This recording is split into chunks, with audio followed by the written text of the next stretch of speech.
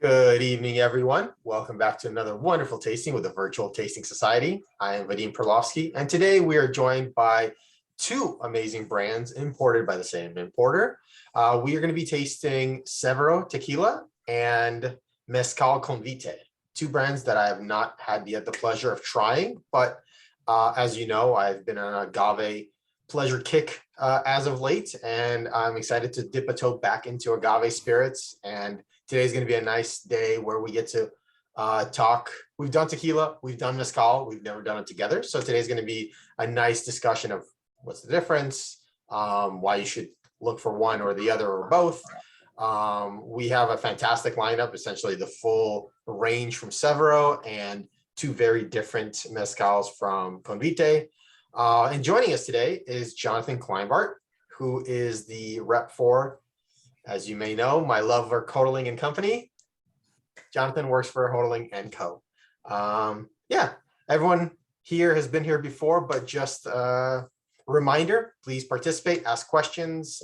Feel free to unmute yourself, share your tasting notes, and ask the nerdy questions if you want, but just keep yourself muted unless you are talking so we don't talk over each other or forget that we are unmuted and have a side conversation and whatnot. But other than that, so happy to see you all here. It's been a long week. I am ready to get drinking, and I'm going to pass it over to Jonathan. Thank you, Vadim. So curious, you mentioned you've had some tequila and mezcal here before. Quite a bit, or just like a couple brands, or what are we talking? I think 3 or 4 tastings is what we had, and one of them, three, and one of them was in a partnership with Road Trip to Agave. They're a podcast, so they brought on like a whole slew of different mezcal, so that was interesting. It was like a multiple brands, but yeah, one tequila. I think we got 2 different mezcals, no? And then or Road Trip to Agave. Yeah, so it's 4. That's right. See, Jane, 4. Quattro, as they say. There you go. I wasn't counting the road to agave. Okay, gotcha. All right. So yeah, so we've dipped a toe, but we're definitely not experts, but we are yeah, it was awesome. Right on. Cool. Well, I'm really excited to be here and talk about these 2 brands in particular. For those that aren't familiar with Hodling and Co., we're a distiller importer. I believe you guys have had some of our products on before with a couple of our brand managers, which is awesome. It's always fun to get them out to talk about the stuff too.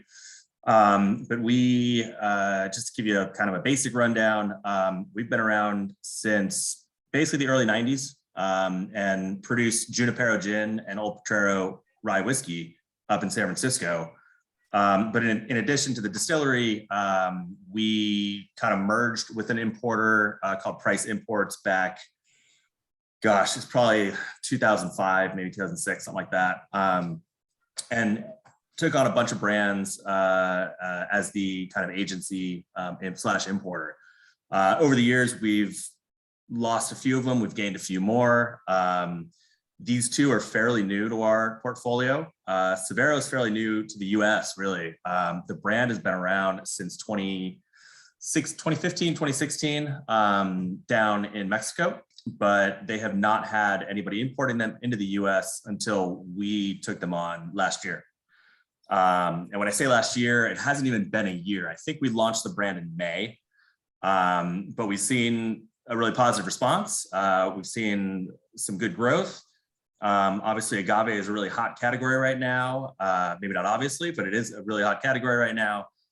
People are buying a lot of tequila, and they're buying tequila kind of all types, from the really basic stuff all the way up to the really expensive stuff. What we have with Severo is, I guess what you would call a super premium tequila.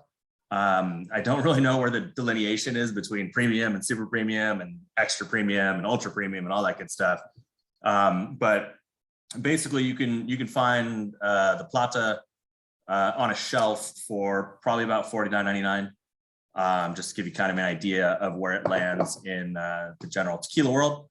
The distillery that we were working with on this brand is called Tequiola Don Roberto. It's been around for quite a long time. So while the brand Severo is fairly young, about 5 or 6 years, the distillery has actually been around since 1924. And they've been producing all kinds of other tequila for almost 100 years now, including the namesake Don Roberto. They have done a tequila called Prospero.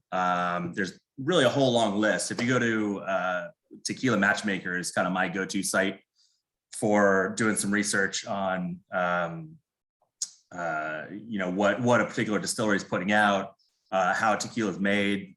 I will say sometimes their information is off a little bit just because they have a lot of tequilas on there, and I think it's basically like two people that run the site. But their information on Severo should be up to date. We worked with them recently to make sure they had all the correct info. So if you go to that site, you will see the most up-to-date info on this particular brand as of probably a couple months ago. So that said, the family behind the distillery is one that you might have heard of if you have been around tequila at all for a while, and that family is the Orendain family. Now, the Orendain family is basically one of the original, I want to say it's 4 or 5 tequila producers that have been in that region for really close to probably 300 years. The other ones are names you probably are familiar with: Sauza, Cuervo, right? And then the family that produces Herradura, which I believe is Gonzalez, if I'm not mistaken. Might have to check my notes on that one. But it's really kind of those 4 families that really built the tequila empire that is there now. Obviously, the other ones you're pretty familiar with, but Don Roberto and the distillery is actually one of the largest distilleries in Mexico. And it is in the town of Tequila. So all of those 4 families really started in tequila, but they've expanded out since. And not all of them are still really based there, but Don Roberto certainly is, and the distillery is still right there in the town, which is fantastic. I have yet to visit, unfortunately, but I'm hoping they'll send me out there soon. We'll see.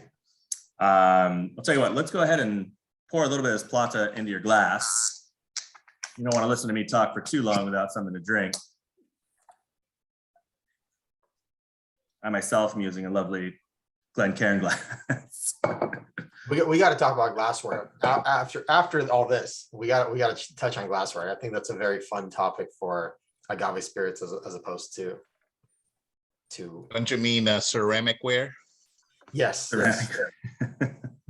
I got me one of these. Oh, nice. Sean got me. Hey, we're buddies. There we go. Sean got me this as a gift from his travels to, I believe, New Mexico. So I'm drinking old Mexico spirits out of New Mexico glassware. Nice. I like the authenticity. Oh, it smells fantastic. Yeah. So I don't need to tell any of you guys how to taste something because you taste stuff all the time. Very similar to tasting whiskey. You really want to get a good nose on there.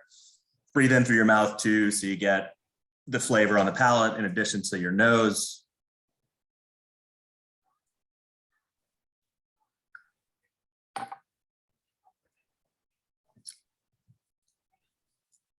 So to me, this is a very clean tequila, but there's also quite a bit going on as far as grassiness, pepperiness. You're really still getting flavor, at least to me, on my palate. It is nice. Not too watered down like some of them can be, but it's also, as I mentioned, very clean and very approachable. As far as processes, so there's multiple ways you can make tequila. And it all comes down to basically how you cook the agave to convert the sugars, or to convert the starch rather into sugars so you can ferment it and then distill it. There's different fermentation methods. There's different methods of crushing the agave to actually get the juice out of it. And then there's different distillation methods. And, from one tequila distillery to another, it could vary wildly. For this particular distillate, they are crushing the agave with a roller mill, which is kind of a hybrid between the really old method, which would be a tahona, which is a big stone wheel that's basically dragged around a pole by a donkey in order to crush the agave. And the very new method, which, there's a few new methods. The most controversial of them would be a diffuser, which is basically a chemical extraction. And unfortunately, that pulls a lot of flavor out too. So while I will say, while this distillery does have a diffuser on site and does use it for some of the less expensive products, for this one, they keep it old school and it's roller mill extraction. And then they use an autoclave giant oven basically to cook the agave. Do you have any questions on that? No, that's great. I was actually going to bring that up at some point, and I'm glad you went head on into it. Those are your cookies. And All good. Can you tell us what order we're going to taste in? Just because some people are asking, we normally, and I forgot to ask at the very beginning. So we will start with the Plata, which is also a Blanco, basically. So, basically kind of two words for the same thing. This one in particular is rested in stainless steel for about 6 months. No oak on it, but it is, basically once they're done distilling, they're letting it mellow out for a little while. Then we're going to try the Reposado, which is about 9 or 10 months in ex-bourbon barrels. Then we're going to go to the Añejo, which is about 18 months in ex-bourbon barrels. And then finally, we will end with the Cristalino, which is kind of a newer style. I'll talk a little bit more about it when we get to it, but it's essentially a filtered Añejo. Definitely. And then we'll hit the mezcals. And what order should we put those two in? So the mezcals, we'll start with the Esencial. Okay. And then we'll do the Espadín Madre Quiche blend. Perfect. So you recommend the Añejo Cristalino after the regular Añejo? I do. Interesting. Yeah. So I've got a question. I know in mezcals, there's a differentiation between the artisanal and ancestral. Does that also exist in tequila or no?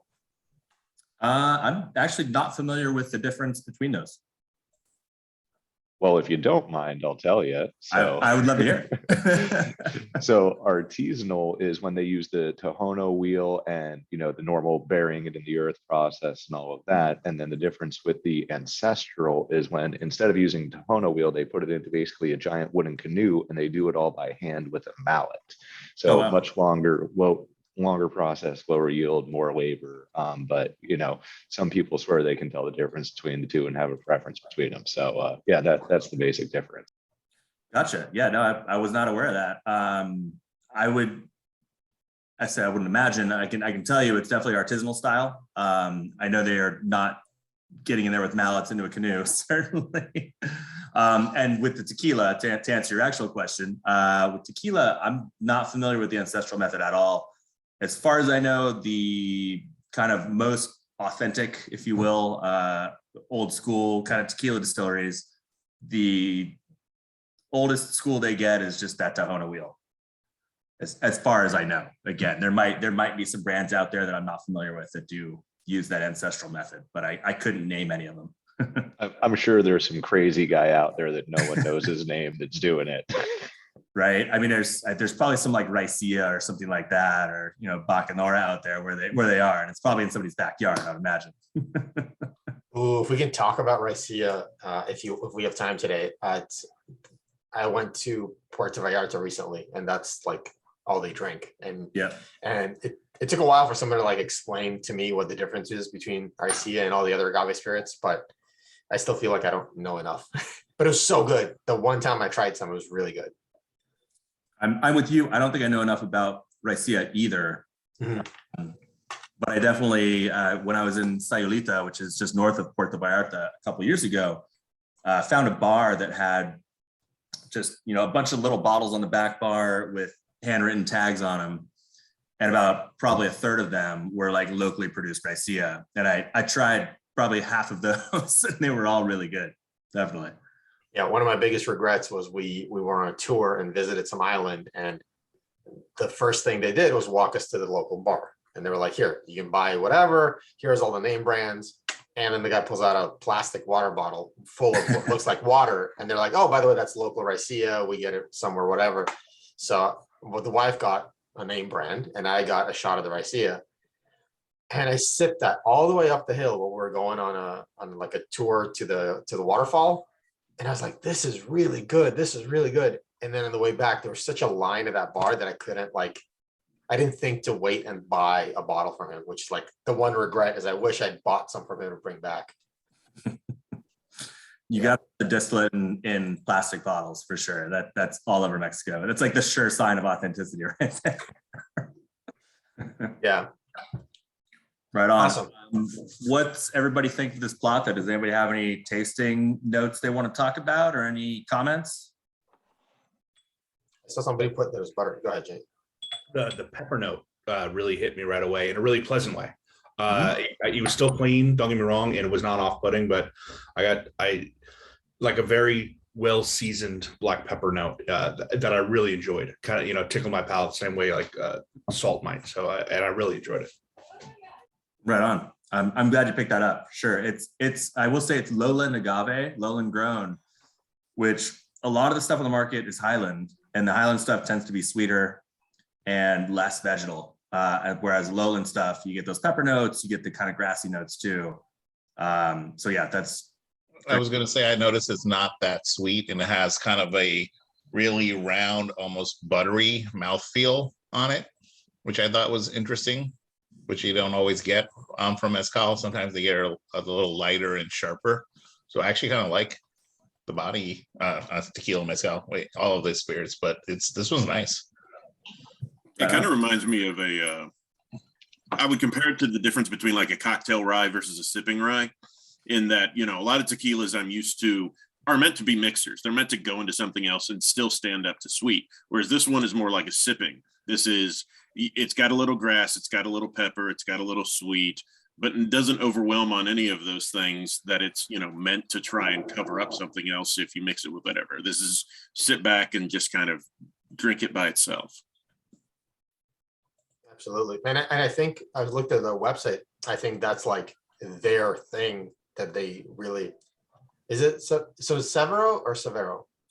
Severo is probably the pronunciation, but Severo is probably fine too. Okay. So Severo, I think that was their like big thing, was not to shoot, sip it. Mm-hmm. So that's cool. I love sipping tequila. It does make a good margarita though too, I will say. I can tell. I mean, the sweetness and the sourness of the margarita paired with the spiciness of this blanco or plato or plata. Plata. Yeah, Platinum, basically. Yeah. pair beautifully. Yeah. Awesome. All right. Well, has everybody gone through their first one there? We take our time. We pace ourselves. That's fine. You can take your time. I'm gonna go ahead and pour myself some reposado myself.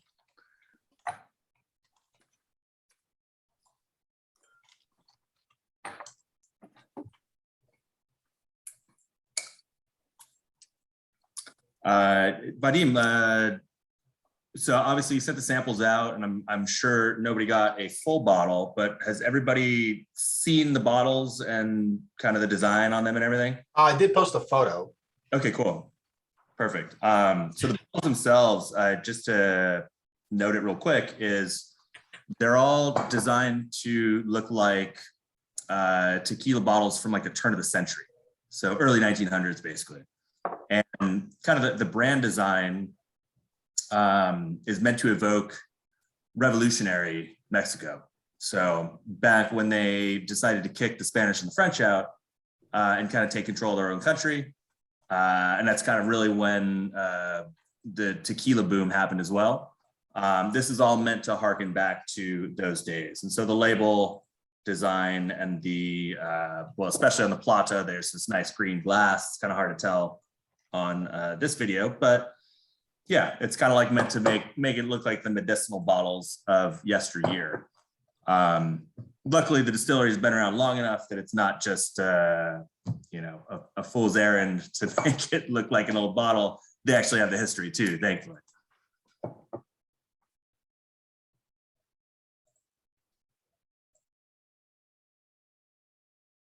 All right, so I'm going to go ahead and move on to the reposado.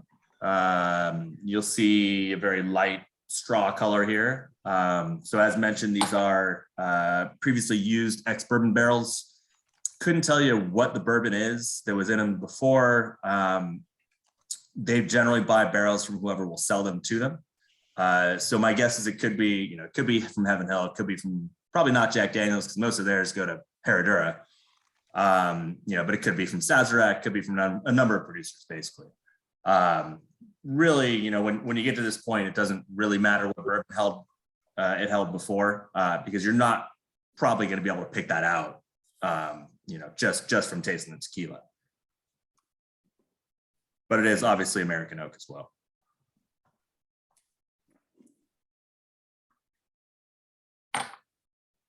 Do they do anything to the barrels? Do they retoast them? Do they rechar them? Do they strip them down, or do they dry them out, or are they wet when they're received? Do you know? That's a good question. I couldn't tell you how wet they are when they receive them. I can tell you that they generally don't like retoast them, rechar them, or anything like that. They generally just use them as they come. And in the tequila world, they'll probably use them more than a few times. So I couldn't tell you exactly how many times, but maybe they'll use them for an añejo first, and then once the añejo is ready to go and they dump the barrel, then they can use it for a reposado next. It's going to be a lighter style, and then eventually, as I mentioned earlier, the Plata is aged in stainless steel with this distillery, but there are certainly some Blanco tequilas that spend 3 months or so in an oak barrel, but those oak barrels are typically ones that are like inert at that point.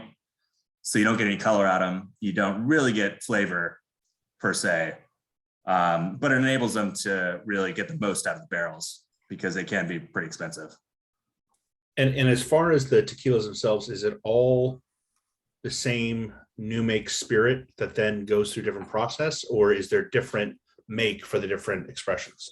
It's a great question. It is all the same distillate. Yeah. And I think in general, agave spirits don't come off the still very high proof, right? So like, even though they're bottled at 40, even cask strength arguably wouldn't be that much higher, right? It shouldn't be, no. I mean, they're double distilled. I don't know the exact barrel entry proof on these, but yeah, it's not going to be as high as, keep in mind also there are essentially pot distilled. It's not a continuous distillation. And so you're not getting as high an ABV as you would like with a bourbon coming out of Kentucky or something like that that's in a continuous still. So yeah, it's probably in the neighborhood of like 110 to 120 proof, if I had to guess. Don't quote me on that. Cool. I remember when I was in Mexico, I was doing a tequila tasting and he let me try something that was like 42%. And he was like, "Oh my God, this is really high alcohol. Be careful." And I just kind of smiled and said, "Okay, thank you." And then I pulled out my bottle of whiskey that I brought with me that was 55.7. And I was like, "Here, try this." There you go. Most, if not all, of the tequila that's actually sold in Mexico is bottled at 38%. Yeah. Which, luckily we get it at 40% up here. And some of the producers you can find, anything up to about 55%. I know Tapatio, for instance, has their 110 proof. That's probably the highest that I've seen, though, I think, as far as tequila goes. So what's everybody think of the reposado here? I see some notes in the chat here. Little green or little pepper and bright green notes. Absolutely. Yeah. But the vanilla popped on this one. You can tell it got it from that barrel. Barrel influence adds something for sure. And in my palate, you can still get the agave, which is, if I had to pick a favorite out of the lineup, it's the reposado, because you get that balance of, you can still really get the agave flavors, and you have a little bit of barrel smoothness coming in too, that just adds a little something extra.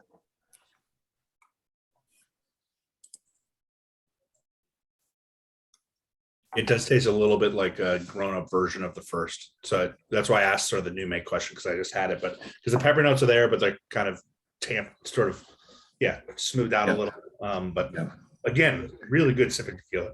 I am drinking out of a shot glass, but I am sipping, I promise. I believe you.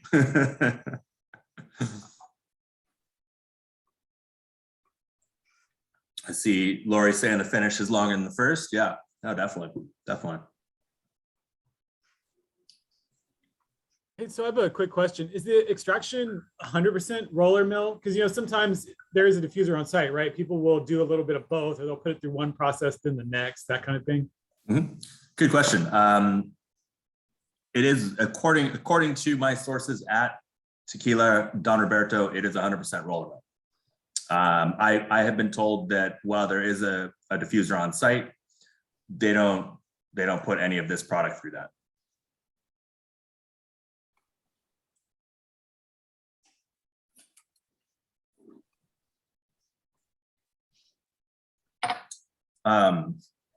While we're on the topic, what's everybody's opinion of diffuser tequila? If you've had it and you've had it, does everybody think it's really much worse than non-diffuser tequila? I just get cautious because some of those brands, they'll put in additives. And so like when people are talking about mouthfeel, to be honest, with tequila, the first thing that comes to my mind is, well, is there an additive to give it a better mouthfeel? So that was actually going to be one of my next questions too. I can tell you there are no additives in this. So no glycerin, no vanilla, nothing else to my knowledge, but definitely not those two, which are probably the two most common. Yeah, it's weird. I mean, I've had diffuser tequila that I didn't realize was diffuser tequila until after the fact. And I don't know how much of it is just the influence of like learning that it is diffuser tequila, and then you form an opinion based on that. Because I feel like some of the stuff I've had that I didn't know was diffuser, I thought was pretty good, but then you also realize, okay, they're adding a lot of flavor back in, which I certainly don't agree with, generally speaking. Yeah, I just don't like the fake sugariness. Yeah, it's good for making something tequila flavored. Right?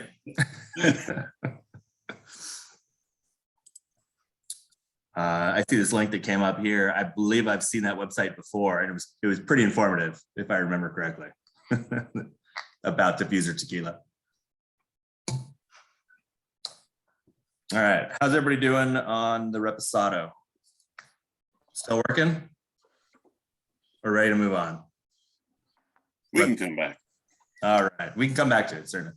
So the next one we're gonna do is the añejo here. My bottle is just about empty, but there's just enough in there for one more pour. And you can see the label's a little bit different. We have a nice black label on here, kind of denoting a little bit higher premium of the añejo. And as a reminder, this is 18 months in ex-bourbon barrels versus the 10 months for the reposado.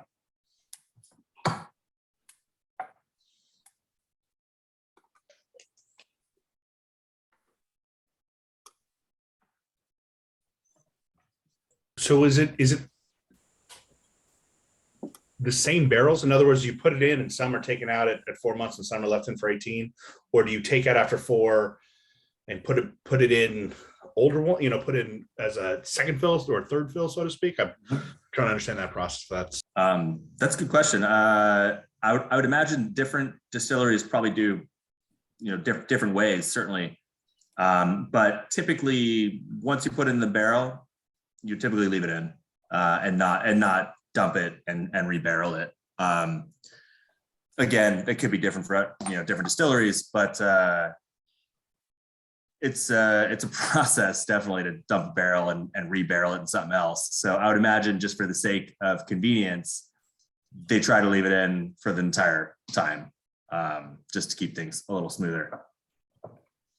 Are they selected then at 4 months because they're sort of ready or right, and other ones are left to sort of bake a little bit more, or is it? I guess it can't be predetermined. So I mean, is that right? The process there? That sounds about right. I can't confirm or deny that, not having been to the distillery yet. But I would imagine that, as is the case with whiskey, they're tasting the entire time. Maybe every week, every month, to see where it's at. And yeah, there's probably barrels that they say, well, you know what, this would make a great reposado right now. Let's go ahead and pull this one. Or they say, well, you know what, this is maybe not ready to go. Let's leave it in a little bit longer and see if it's a great añejo.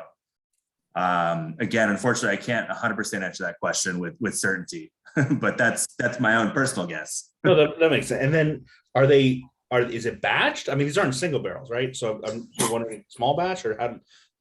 Not that that's these not single barrels, they are small batch. So if I'm looking at the bottle right now,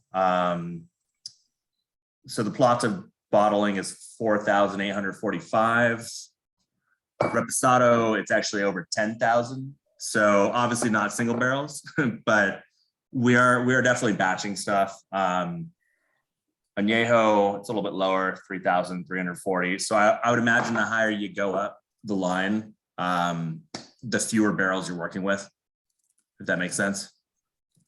And obviously with the Plata being stainless steel, you know, doesn't really matter because it's probably in a giant stainless steel vat anyway. How's everybody doing with the Añejo here? What are we thinking? Better than the Reposado? It's delicious, but I'm losing the agave. Like I'm getting all the barrel sweetness, and if you didn't tell me it was tequila, there's a chance I might not know. That's totally fair, and honestly, that is the precise reason why not just our Reposado, but most tequilas, I prefer the Reposado because it's that nice in between balance. That said, you know, if you're looking for something for dessert, yeah, it's a good one. Yeah, it's delicious.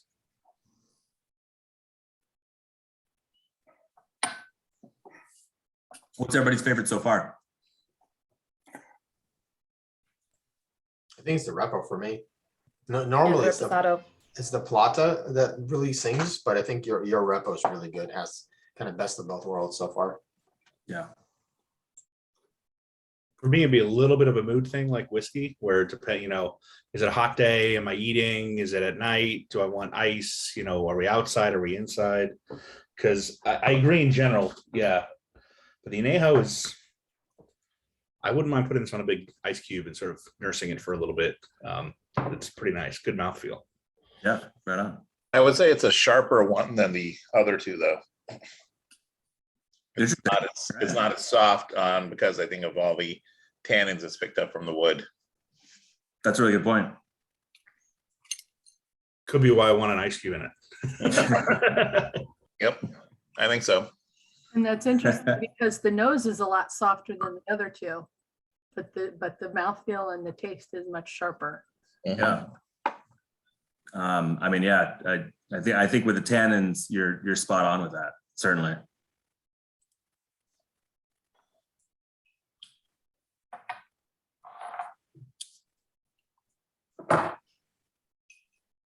Well, we got one more in this lineup.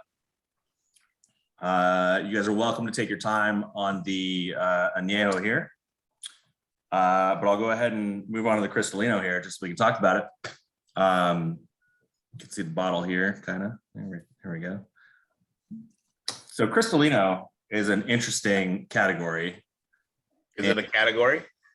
I mean, I would call it a category. It's I guess more like a designation, right? Like Blanco, Reposado, Añejo.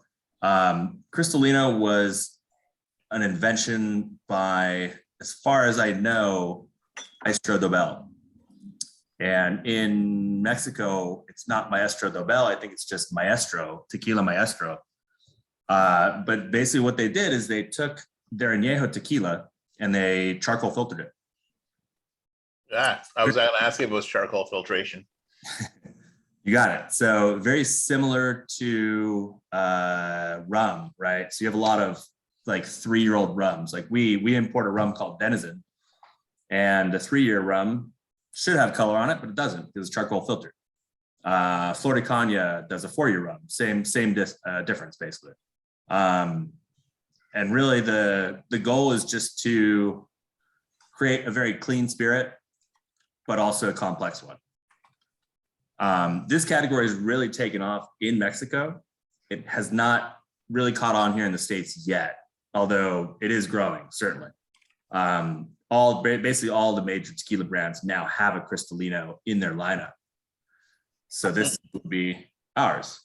How far back does this go? This is the first time I'm hearing of it. How far back have you been doing it? So I first heard about it probably about 8 years ago. I worked for a distributor that carried Maestro Dobel, and that was the way they launched that brand in the US, was with the Cristalino first, and it really set them apart from everybody else, and created a lot of curiosity because nobody else had seen this either. So it's at least 8 years, but I would say it's probably more like 10 or 12 as far as launching in Mexico, if I had to guess. But as mentioned, it's now a big category down there, and it's certainly growing here. It's weird because the part I'm not getting is if you're charcoal filtering tequila, and I'm reading, an article on it, and it says, oh, we remove the color, but enhance the fruity and floral character. So it's a clear tequila, Serrano Blanco, which brings taste and aroma profile of tequila to barrel age, but the barrel aging is what's adding the color. So if you're removing the compounds that were added in the barrel aging with charcoal filtration, why? I'm confused. Well, I mean, rum's been doing it for a really long time. Most of the Blancos, the rums that are any kind of proof have been aged and then re-clarified or redistilled to get back to white. I remember when I was selling a comparable Cristalino, our talking notes were you get all the sweetness of a Blanco, but you get the complexity of an Añejo.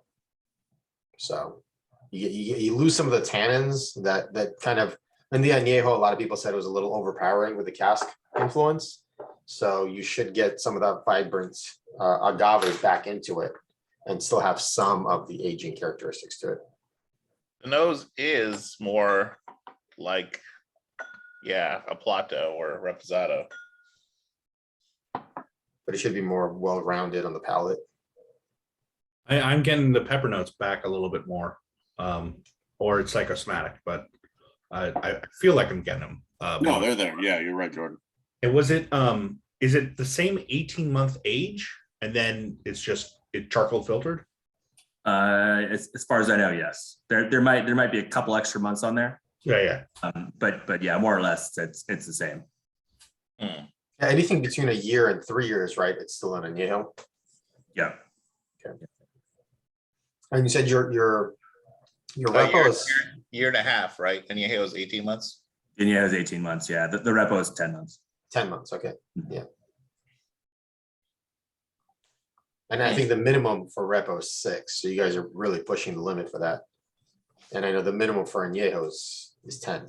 I think repo's, is it 3 or 6? I think it's 6 for repo. Yeah, 6 to If I'm not 12. mistaken. Yeah, 6 to 12 is repo, and Añejo's 12 to 3, and then it's extra. Sounds about right. I thought it was 18, but it's been a while since I looked. They're always moving the goalposts. Nope. Okay, it's 1 to 3. Yep. Yeah, I'm liking these comments. So as Jordan mentioned, you kind of get the pepper back, and I see Kevin mention you get more agave on it than the regular Añejo, which I would tend to agree with, which is kind of strange, right? Like you're charcoal filtering it, but you're charcoal filtering it, and the flavor, the agave flavor is kind of already gone, but somehow when you filter it, you get it back. And I guess to Vadim's point, you're stripping out the tannins, really. Well, I mean, that just means that the tannin compounds from the barrel aging were masking the flavors that were otherwise present, and this is just unmasking them, right? Yeah. Kind of cool. Science, right? Well, but that's why I'd be curious to actually see like a GC mass spec of the results of pre and post, and then a comparison to a non-aged, and actually see, do they match up or where the differences? Because I'm not sure.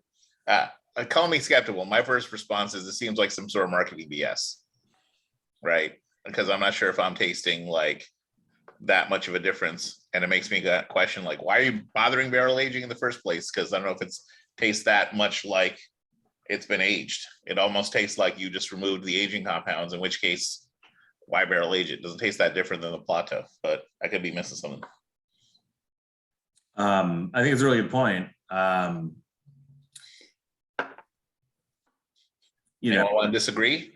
I think when Maestro Dobel created the category, they we're looking for a trade up from añejo that's not extra añejo, right? And they created it really, and they're also looking for a way to sell tequila to somebody that wants to put it in a margarita that really likes plata but wants to spend more money.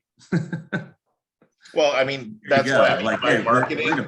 It's like we can now charge you more because it's been aged, right? right? Huh. But taste the Cristalino side by side with the Plata. They're different. They're noticeably different. And I mean, the Plata's good, but the Cristalinos, you can tell it's better. I would say that the Cristalino is definitely more complete, and it flows much better together, because the best way that I could put it is, a lot of people who don't like tequila or agave spirits, they especially don't like, your añejos and your reposados, because as soon as you get that color and you add that complexity and a little bit with the barrel influence, it turns them off, and it's too much for them to handle, because those people probably can't drink whiskey either. So I think this makes it much more approachable, where you get the complexity of an aged tequila, but it's still in an approachable package that people who are put off by those kinds of things can actually approach and still try and enjoy without that stigma getting in the way up front. And I've had extra añejos where I'm like, that's just over oaked. So this kind of solves that problem where, if you think, if I like the lighter flavors of agave, this may hit the spot where. I mean, this is an easy way to fix an over oak tequila for sure. There you go. And a way to charge an extra $10 over the añejo and create a second category. Exactly. Yeah, exactly. So that said, the question is, if you take an over oaked whiskey, I don't know, something like Pappy 23, yeah, and you charcoal filter it, are you going to get something good? That's how you get Tennessee whiskey, right? There we go, actually. Yep. If you actually did that, I would hope you got a headache at least.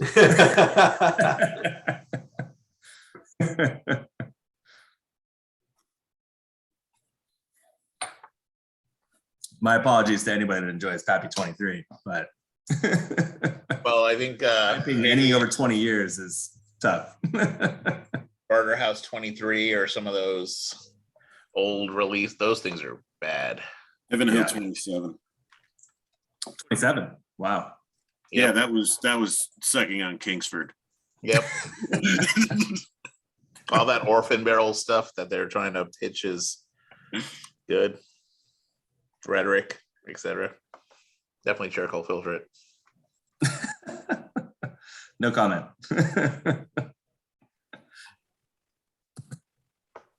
We threw out a quick little quote or a poll for people to vote on what their favorite Severo was. I'll be Jonathan? curious to see the results of this one. Yeah, Jonathan, you can vote too. I already did. Awesome. Everyone get your votes in. 3, 2, 1. Who will be your next tequila idol? What do you think is the favorite?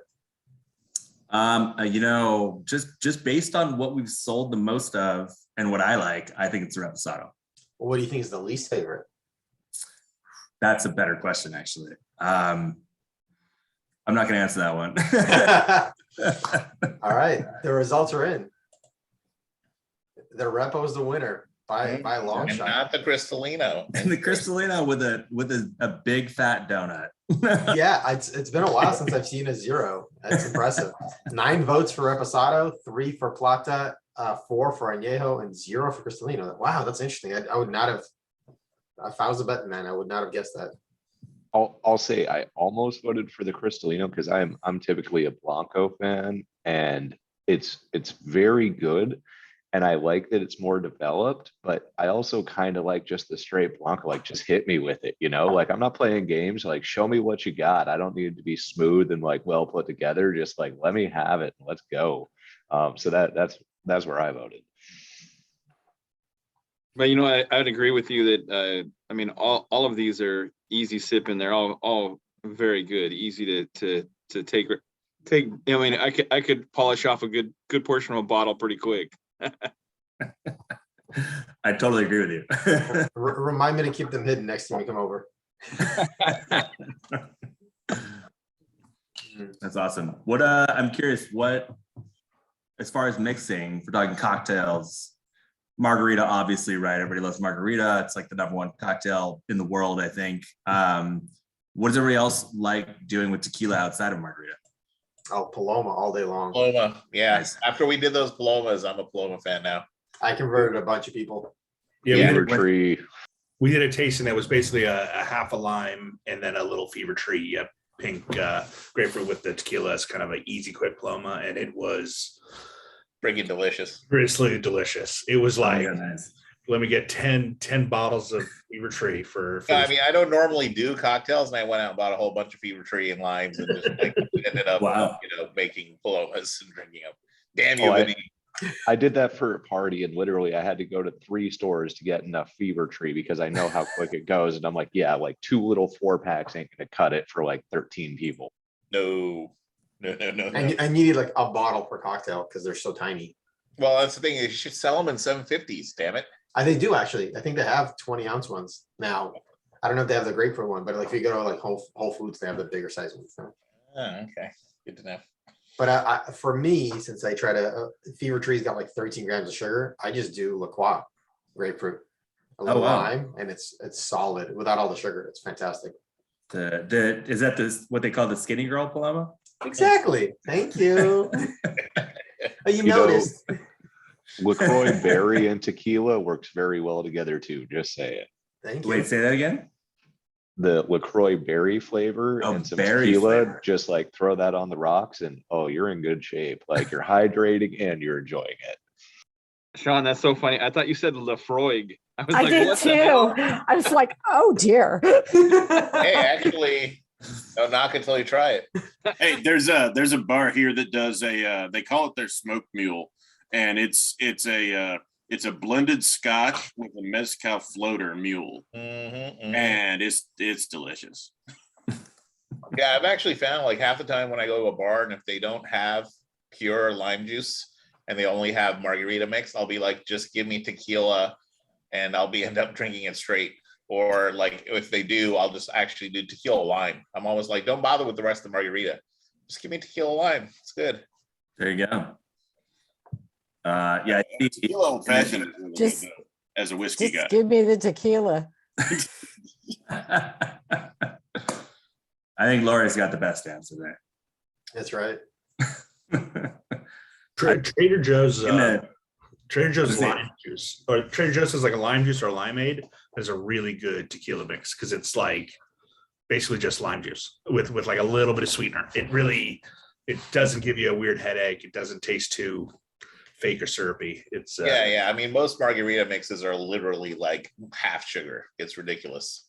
Oh yeah, definitely. Disgusting. I noticed in the chat, Elijah mentioned agave, spirit, Topo Chico, lime, which is that ranch water? Is that what they call Yeah, that? that's ranch water. Yeah, right. So it's a That's highball. always a good combo. I just call it tequila soda myself. Yeah, a tequila highball, essentially. Tequila highball, yeah, exactly. Has everybody had a Tommy's margarita? Yeah. Has anybody been to Tommy's Mexican restaurant in San Francisco? I think there's a Tommy's here in Hermosa Beach or Redondo Beach, right? Or is that a different? Shoot, I'm not even sure. I mean, I wouldn't be surprised, but you haven't had a margarita until you've had one from Julio Bermeo at Tommy's in San Francisco. And he's there, well, I don't know. He was there a lot years ago. I'm not sure if he's still there all the time, but he's like one of the preeminent tequila aficionados on the planet, really. In fact, he might have been actually the tequila ambassador from Mexico, like certified for a while too. If you're ever like in the Sunset District in San Francisco, definitely stop by Tommy's, get a margarita. I've been there a bunch. It's really good. There you go. I'd second that. I love it. They shake them up in a pitcher, basically like a Vitamix pitcher. Even if they're not blending it, they just put everything in there, shake it up, pour it out. It's all free pouring. Like they don't measure a thing. It's super old school and a really great experience, and also an amazing tequila selection too. Well, speaking of tequila, is it time to move on to mezcal? Do it. Time for a little smoke. Espadine, then the Monrequiche. That's right. You got it. Okay.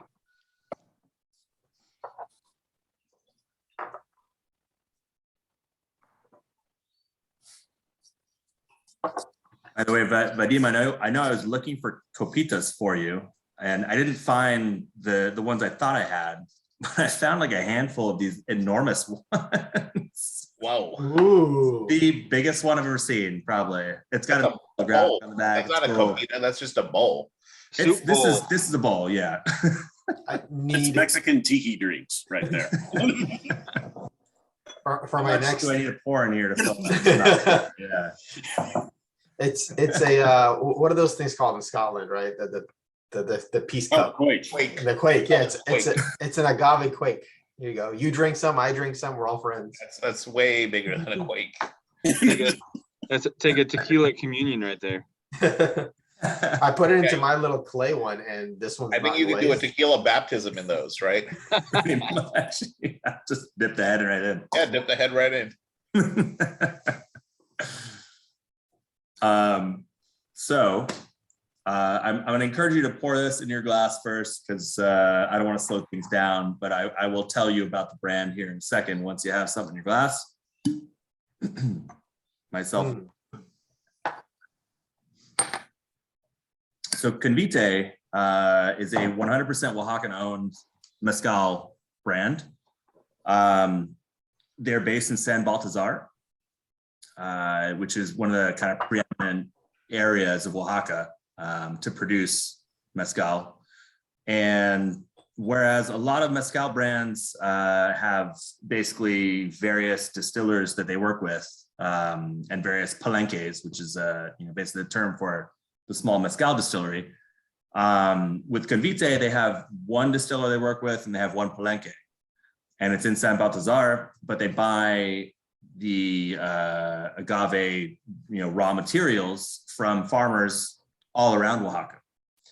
And so in this way, it enables them to keep kind of quality control to a premium, because they are the ones operating the distillery, but also enables them to support the rest of the community by buying agave from multiple farmers all around the region.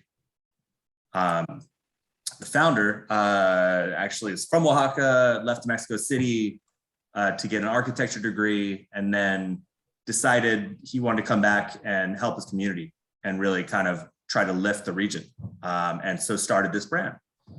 And the one you guys are trying here first is, I would say, the entry point to the brand, and really kind of the one that is the backbone, if you will. Generally speaking, there's kind of two types of agave. One would be farmed or cultivated, and the other one would be wild agave. So what we're trying in the first bottle here is farmed. And the actual agave type is Espadine. So the varietal is Espadine. And Espadine is basically 90% of the mezcal out there is from this one varietal. It lends itself very well to cultivation. It only takes about 8 years for it to mature, whereas some of the wild stuff can be up to 25 years for it to actually come to maturity and have enough sugar built into the plant that you can harvest it and create mezcal. One thing to note, so you guys have probably all had mezcal before. In fact, I know you had some tastings already. So everybody always thinks mezcal is smoky tequila, right? Not the case at all. So the smoke level can be managed to some degree. And this is still produced in the traditional fashion, in a ground oven, basically, where the piña of the agave is roasted.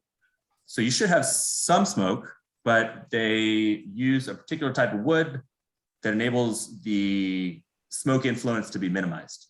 So really what you're getting is more of the agave flavor and less of just the raw kind of smoky, almost peated whiskey kind of flavors that you get with some of the other ones. With that said, I'm going to give it a try here.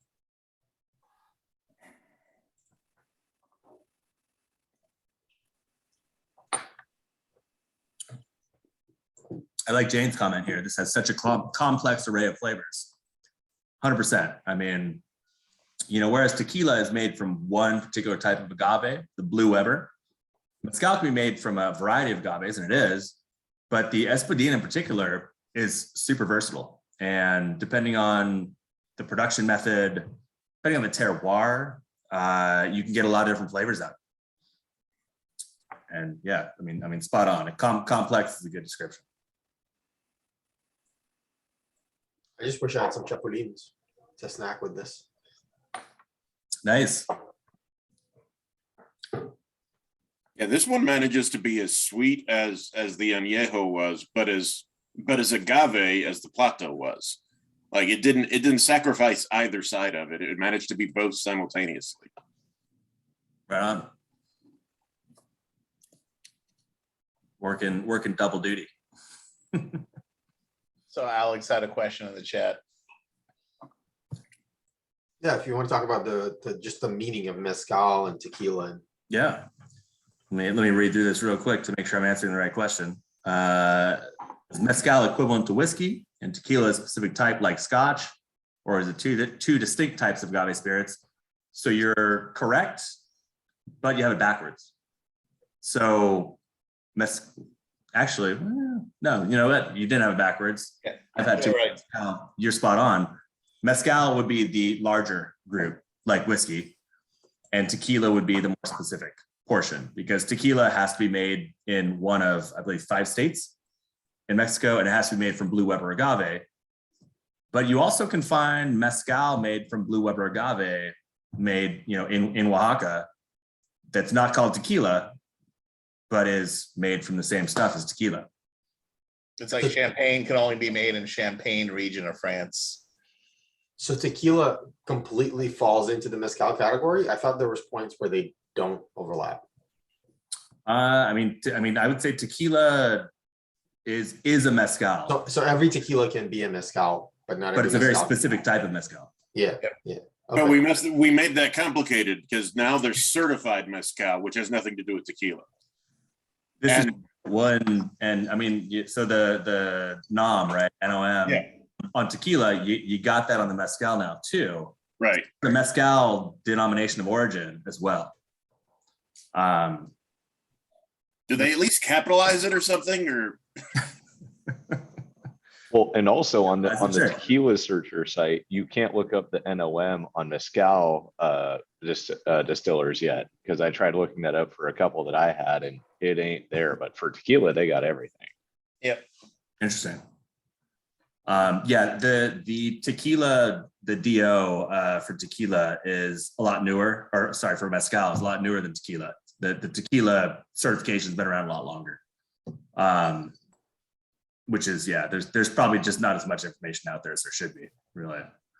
Well, and I mean, most mezcal producers, some are like little farms, like one dude in a small still. So like a lot of those people ain't gonna be registered. Absolutely true. Yeah. I can tell you, I haven't been to Oaxaca myself. Unfortunately, I hope to change that soon. But I have some good friends that are importers as well. And I mean, they'll go around, find a guy distilling, in his backyard with the 2-liter plastic bottles, right? And they'll come back with a bunch of them. And like, that guy is not certified. Of course not. Is it mezcal still? Yes, of course. Absolutely. Is it delicious? Probably, yeah. It's probably fantastic.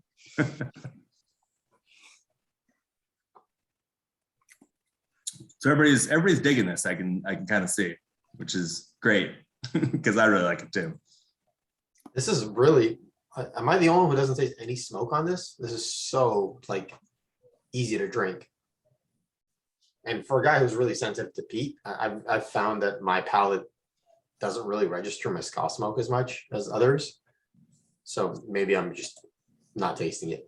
But this one doesn't have a lot of smoke to it. It definitely doesn't have a lot. Yeah. Well, I mean, I will say, as opposed to the tequilas, as soon as I poured this, I thought, oh, there's the smoke, right? When I poured this out the bottle. But what's interesting is it's not like overwhelming smoke. Yeah. Yeah, and I always wondered, and I mean, this is more a question is, we say smoke, but I wonder, is it better to say roast? You know, it's like when you go to into a coffee beanery and the smell of coming off the roaster that's not smoke, but it is. You would associate those smells and that feeling and everything kind of with there. And I think with mezcal, you get that. It's this roasty, dark earthiness. Or is it physical smoke? I thought the whole smoky character was because they like smoke the pina. So there's smoke in both, Roast, yeah, they're roasting it, which creates a little bit of smoke, but when it's in that, earth mound. Well, it's direct fire, right? It's actual wood being burned with pina stacked above it.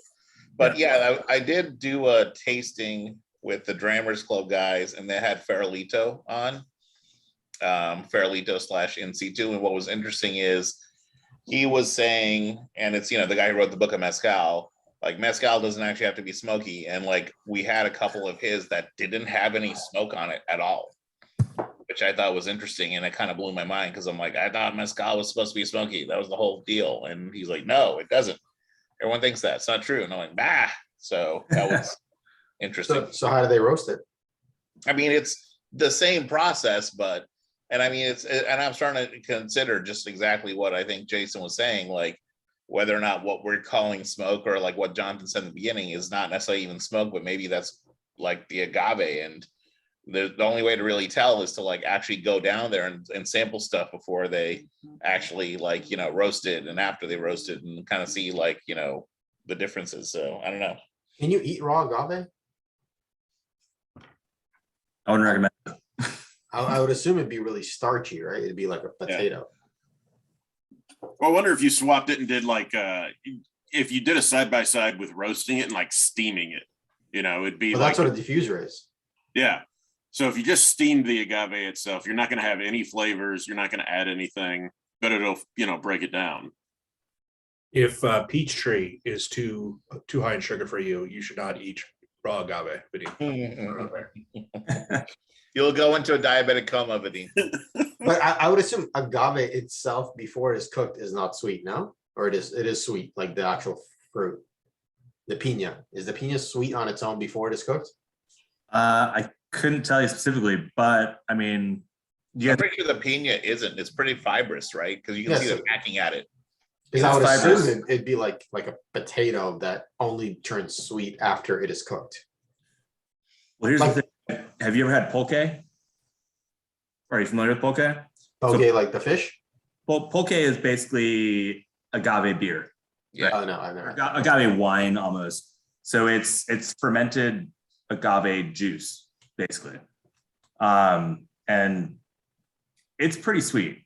It's pretty sweet. But if you were to like take a bite out of a pina, like you probably wouldn't get sweet. You'd get super fibrous. I don't even know if you could eat it, to be honest. It would be pretty tough. Challenge accepted. Hey Vadim, I got an agave in my backyard. I'll hack off a piece of it and bring it over to you. All right? Perfect. Sounds like a plan. And I want to be there for that. We'll do that on the Elijah Craig tasting. We did that for one of the tastings we did. I think it was the agave road trip. They sent me it was their pechuga that was distilled, and they put all these fruits in it. Then after the spirit was distilled, on the bottom, the remainder kind of residue was this like sweet syrup that they collected. Yeah. So it was something from the pechuga. I don't remember, some Spanish word from the pechuga, and it was this like syrup. So it was all the like agave. Everything was in the bottom of the still. Exactly. All the sweet, all the fruit that fermented and everything. It was quite extraordinary. I use that as like a sweetener to make a margarita or whatever. It's great. Like a better version of agave syrup. Nice. Chunkier one. It's the way I like it. All right, you guys have one left. That's right. It's a pretty bottle. It's a pretty bottle. So the last bottle, the Essential, right? As I mentioned, this is kind of the entry point and really the bread and butter for the Convite brand. But it's really only an introduction to the rest of the lineup, which unfortunately today we only have one. We have basically two others that are available right now. They're but they're fairly expensive. And I couldn't secure those for this tasting, but maybe we can do something Convite specific another time. But really, I just kind of want to expose all of you guys to Severo and Convite and show you the total portfolio. But that said, this is one of my favorites. As you can see, how much is left in the bottle here, which is not much. I've been putting a hurt on this bottle. And this is about a 50-50 mix of two agave varietals, one being Espadin, but this is actually wild Espadin versus the farm stuff. And then the other one being Madre Quiche. And Madre Quiche is known by a few names, Quiche, Biquiche, a few others that I'm not able to pull out of my head right now. But it's basically a more rare varietal as compared to the Espadin. And you'll see the difference when you taste it. This is also 92 proof versus 80 proof on the last one. So you're getting a little more oomph in there too. You say 92 proof? Because I have it listed as 84. Yep. 84? Shit, you know what? You're right. 84. It's when we go up the line from here, then it goes 92. You've had too many already of this, Jonathan. Up Sorry, the proof in your head. it's Friday, man. It's Friday.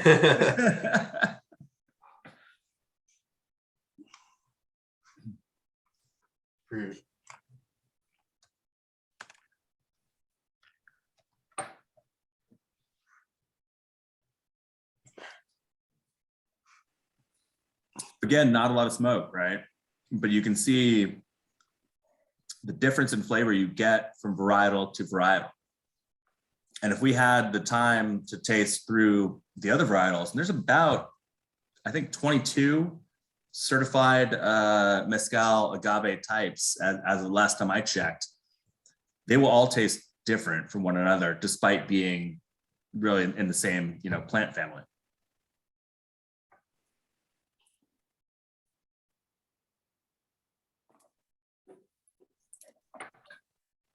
Yeah, this one reminds me of like barbecuing on the ocean. There's woody smoke, there's brine, there's sweetness. It's really nice.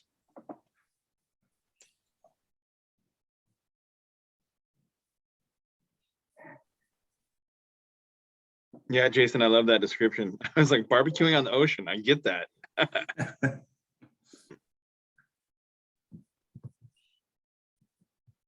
Got that roasted pepper, like just chuck it on the grill and pull it off when it's black kind of flavor. Mhm. My favorite kind. Bell pepper or what kind of pepper?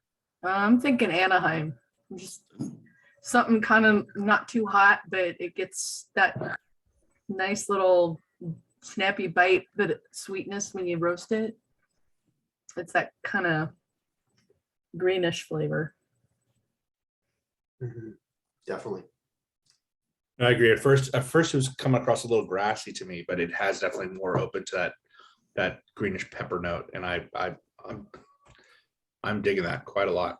This is definitely a nice, sipper, sit, enjoy, contemplate it kind of thing. Agreed.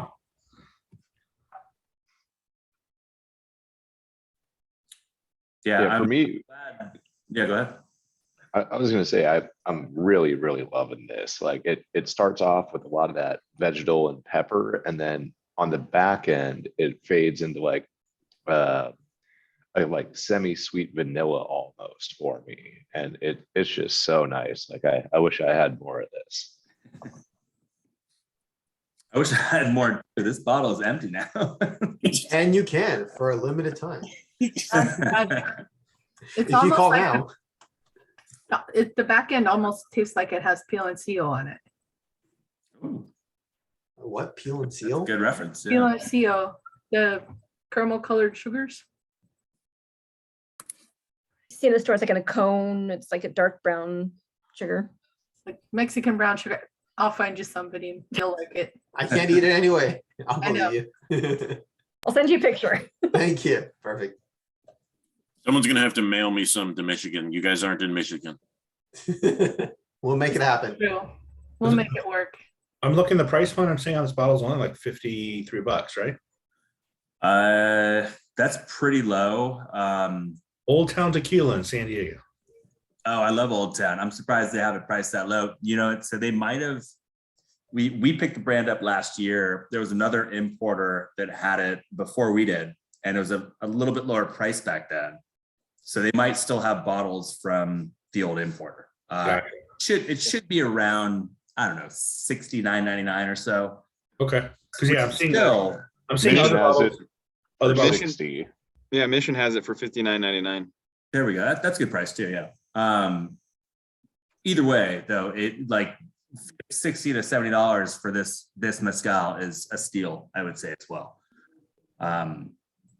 Considering how expensive some of the 100% Madre Creech stuff is, you know, basically they're able to get to that price by, again, it's a 50-50 blend, but you still get a lot of that Madre Creech flavor for sure. And you said that the espadine in this one is wild espadine, right? Not farmed. As far as I've been told, yes. And I would love to verify that for you and for myself, but I haven't been down there yet. Ooh. I feel like this poll it's kind of a no-brainer. You need to have the poll with all of them. It was not 100%, I'm not sure.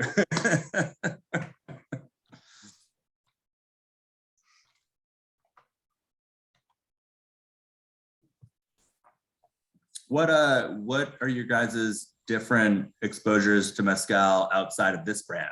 Is there anything you guys have had that you really like? Our first agave spirits one, I think, was Vago.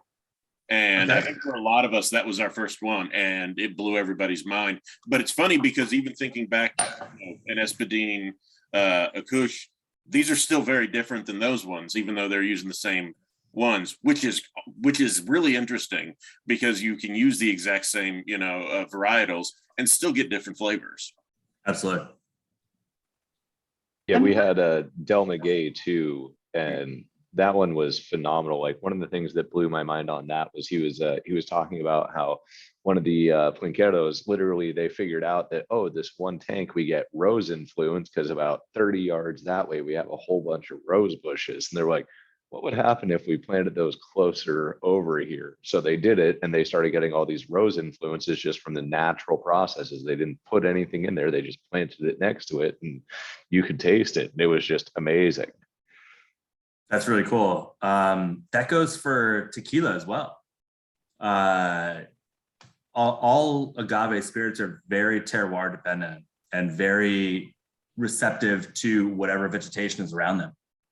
And it goes kind of to what is growing in the ground as far as the roots intermingling, but it also goes to like pollination and whatever, bees and birds might be in the area, and kind of like cross-pollinating between agave and, nearby apple trees and all kinds of other stuff. It's pretty cool, actually. Actually, you know what, on that subject, because I just saw something in the news here recently about beehive thefts and whatnot.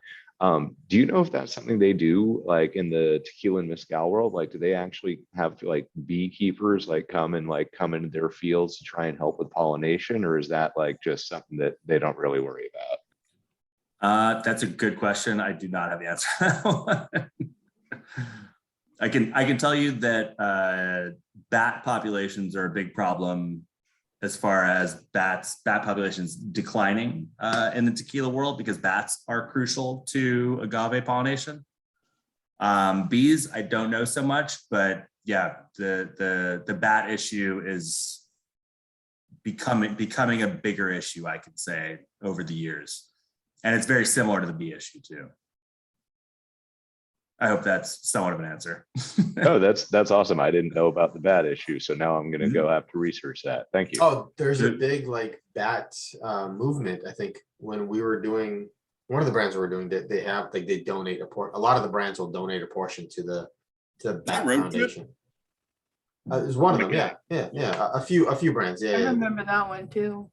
Yeah, so bats are big concern right now in all of Mexico, because essentially, so it's so overfarmed, right? That was the issue, right? The bats are dying out or something, and because it's so Pretty much, yeah. controlled, Yeah. and they're the ones that like spread out the seeds. So now, it was, I think that was the movement, was every brand agrees to let 5% of their agave go to flower, so they lose that 5% agave yield, so they don't collect those, but it allows it to flower and naturally get dispersed with the, so there's like, otherwise you're getting the same gene reproducing over and over and over. So if there's a virus that kills that strain, the whole industry's screwed, because everybody's going for yield. So I think, and I don't know if I told that story right. I believe it. Just No, do it with a honestly, straight that was face. yeah, no, you were more spot on than I could be, certainly. And I think you're absolutely correct, really, in the gist of it. Yeah. All right, so the poll is in. What do you think was the favorite for the Convite line that we tried so far? I don't know. You got a 50-50 chance, sir. You want to phone a friend? So the Madriquiche took it by a landslide, of course, but there were 2 votes for Esencial. All right. And make sure to message me separately, say she didn't get her vote in. So she's voting for Esencial too. There's 2 votes. Dos votos. Nice. But I'm curious to see, out of everything we tried, let's see what everybody's favorite was out of everything. Have everything. Here we Out of go. everything. There we go. The real vote. Benno wanted that. Yeah, these are good. It depends on the day. It's so hard. Good luck. I don't have to vote, so I'm lucky. While you're tallying, I am curious. So I asked the tequila cocktail question. What about mezcal cocktails? What's everybody like? Ooh, mezcal in general tends to be more expensive in my eyes than tequila, so I feel bad mixing it. Mezcal mule. Ah, Mhm. nice. I see Elijah with the mezcal ranch water again. If you guys have not had a mezcal Negroni, that is well worth trying. And if you need the Negroni recipe, I'm happy to send it to whoever wants it. My own personal version, I tend to dial back the vermouth a little bit and dial up the actual spirit. So whether it's gin or mezcal or what have you. But yeah, a mezcal Negroni, especially with the Esencial in particular, really just knocks it out of the park. If you like mezcal, obviously, which I think we all do. So Lori said she likes a Greyhound, but if I remember correctly, a Greyhound is just spirit and grapefruit juice, right? So is that just like a Paloma without the bubbles? pretty much. Salt, lots of salt. Lots of salt. Lots of Okay. salt. It's the spa version of a Jack and Coke.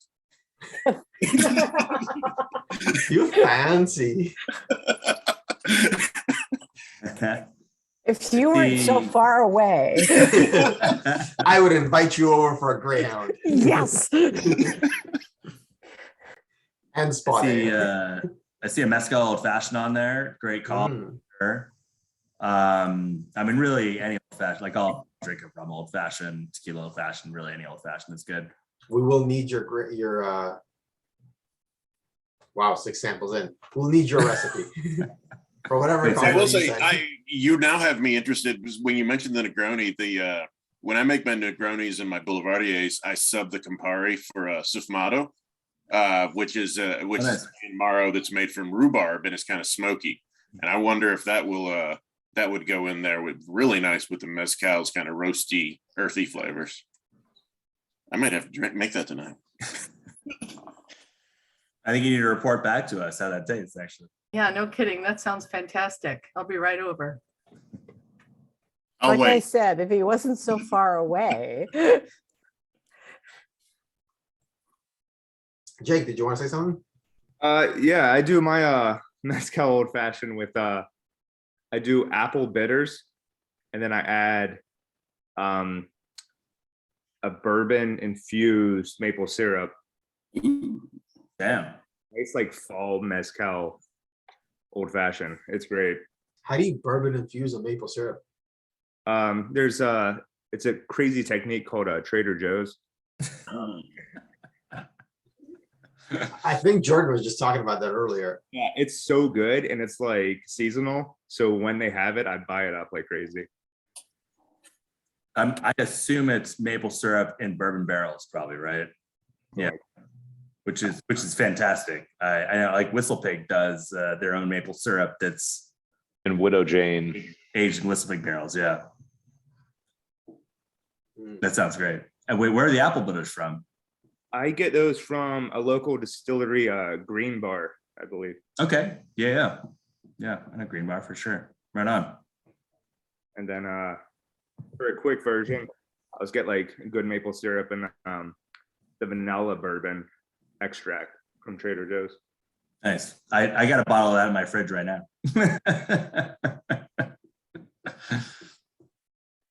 Very cool. All right, so everybody voted. So this is going to be an interesting one. Jonathan, what do you think was the favorite overall of the whole night for everyone? If I had to guess, it would be the last thing we tasted, the Mondraquiche blend. But I feel like the Reposado Severo might be represented as well. So I'm going to go with like a 50-50 mix between those two. I am we've had a lot of guests on here. Very few of it spot on every poll we've done. That's impressive. Well, we got some Plata fans too, though. That's awesome. Yeah, some of that freshness. Love it. That's really impressive. Yeah, 7 people voted for the last one, the Mondraquiche. 5 voted for the Repo, so essentially 50-50. 2 for the Plata and 1 for the Esencial. That's awesome. Oh man, these are good. These are very good. Thank you so much for making this possible and then for joining us tonight and telling us all about these brands. My pleasure, 100%. Thank you for inviting me to come join you guys. Yeah. Oh, yes, Jane, thank you. Yeah, as we do that, I hope you all have something in your glass, something left. So please raise a glass with me. Cheers to Jonathan and cheers to both of the brands we got to try tonight.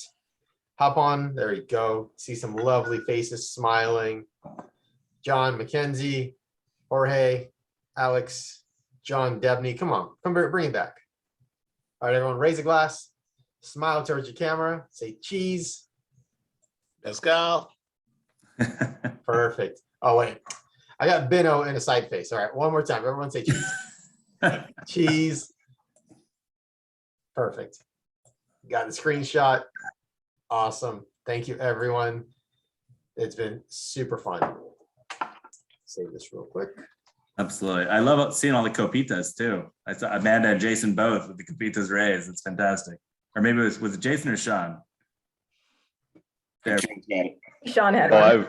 I've got over all there. kinds of stuff. So we have, I forgot what this one was called, Ikara, right? Yeah, Hikara. Someone? Yeah. Ikara, yeah. Yeah. And then we have the copita we got from the tasting. And then I have the 2 versions that I bought in New Mexico that Vadim had. I have the little guy or the big dude and then the real little guy. Wow. Nice. Yeah, I like to be prepared. And then another one that was a Mexican hand blown like studded glass little shot glass thing.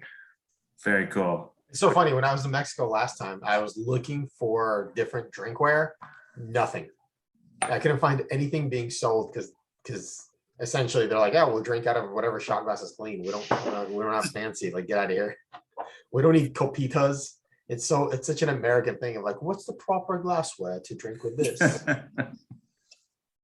Yeah, they didn't know what I was talking about when I kept asking for copitas or anything like that. I was just like, really small bowl, but you probably drink out of it. They're like, you mean like the thing for like ranch dressing? And I'm like, yes. A ramekin, right? Yeah, for salsa. Salsa bowl. That's okay. I go to my in-laws and you get tequila in like a tumbler or a coffee mug. Oh my God, coffee mugs are the best, definitely. During COVID, everybody knows their coffee mug is a whiskey glass. But drinking out of these we got these copitas as part of a tasting a while back. It's interesting because these aren't glazed. So every time I smell it, I smell the earth. I can smell the clay. Oh, wow. So it's a plus and a minus because all I get is clay on this. And this will drink my tequila way faster than that. Like my Right. spirit way faster than I will. I have to like go to town. So You mean you didn't remember to water down your I copita did. I before you watered it. started? I watered it, but I left it towards like sample number 5. So when I poured the mezcal into it, it was too late. It was already thirsty again. I didn't did the bother same with thing. that. I just left water in it until I got there. Oh, okay. I have a superhero shot glass, so Well, that's appropriate. That makes sense. I know. Awesome. Wait, superhero? Love that. Which superhero? I don't know. The Flash. Just I have the Flash. Because you're so fast at drinking the shot glass? That might be. I have no frame of reference. Awesome. Yeah. Well, Well, the look, Batman one is mine. Superman is Jesus's, and Wonder Woman is Alana's. So that one's yours. who's Green Lantern? I don't have a Green Lantern one. Okay. We're gonna talk about the Green Lantern. That was a bad movie. That was a terrible movie, definitely. We don't talk about. We don't The talk about only Bruno fail or the Seth Green Rogen ever Lantern. had. God, this smells so good. Who in their right mind would make that stoner a superhero? My goodness. Wait, you're thinking of Green Hornet. Oh, you're right. I am. Yeah, which I actually haven't seen that one, but it sounds like it's not worth a watch. No.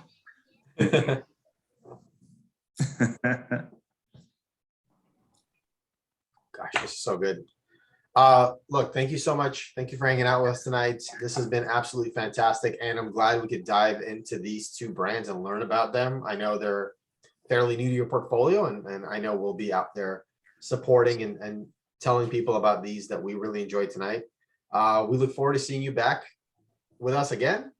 But with that said, I want to say cheers to everyone. Cheers to you. We're going to turn off the recording and just hang out. So thanks. Right on. Cheers, guys. Glad to be here.